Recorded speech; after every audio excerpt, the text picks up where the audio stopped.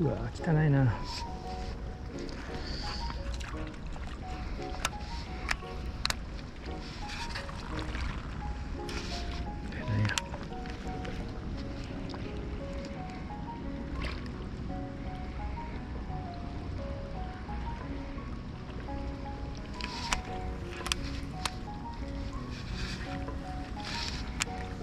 見えへん、眩しすぎて。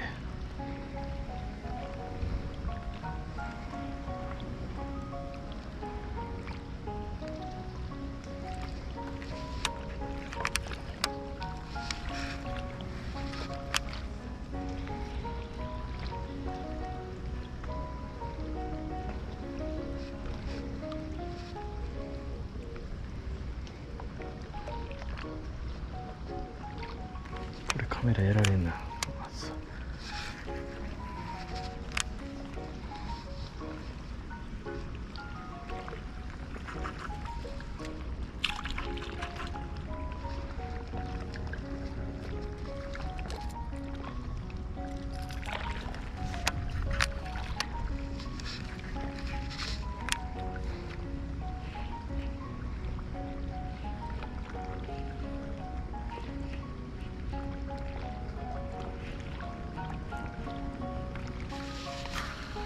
流れが結構速いですね。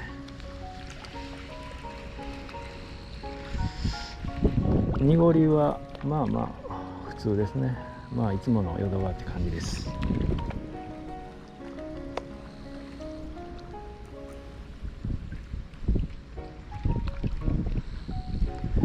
表面にねゴミがいっぱい浮いてるんですよね。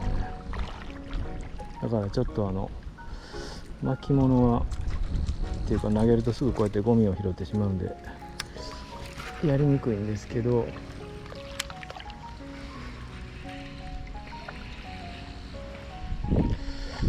魚がどれぐらい反応してくれるか。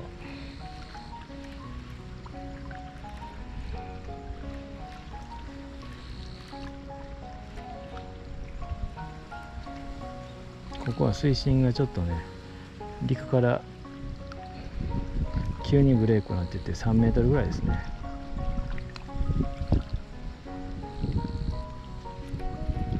ポイントとしてはいいんですけど、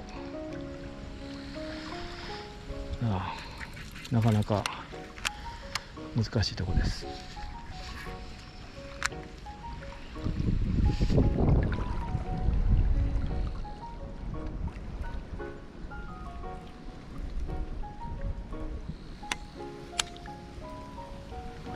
よし、ちょっと移動してみます。